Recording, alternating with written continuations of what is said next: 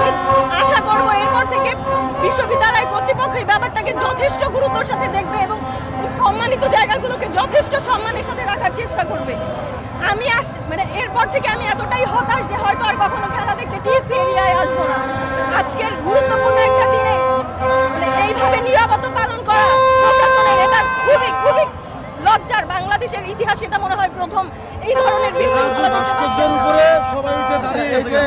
এবং সেটা দেখার জন্য কেউ নেই, সেটা দেখার জন্য কেউ নাই, কেউ নিষেধ করতেছে না। প্রশাসন কি এখানে নীরব ভূমিকা পালন করতেছে? প্রশাসন কি এগুলোকে প্রহসন হিসেবে দেখতেছে না? এটা কি আমাদের জন্য লজ্জার না? কোথায় বিশ্ববিদ্যালয়ের প্রশাসন? কোথায়?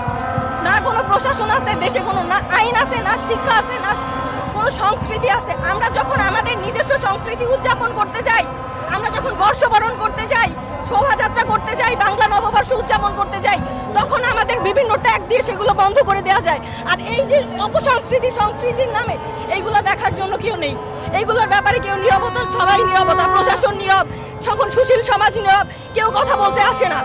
আর আমরা কথা বলতে গেলে আমাদের শাহবাগের ট্যাগ দেওয়া হবে কেন? এটা আমাদের দেশের ইতিহাস, সংস্কৃতি, এটাতে আমাদের রক্ষা করতে হবে। আপনারা যদি ৭১কে অস্বীকার করেন, পরবর্তী প্রজন্ম কিন্তু ২৪কে ভুলে যাবে। আমরা এইগুলা কেউ অন্যায়কে কেউ প্রশ্রয় দেবেন না। দয়া করে আপনারা একটু চোখ কান খোলা রাখবেন এবং এই ব্যাপারে সজাগ দৃষ্টি দেবেন।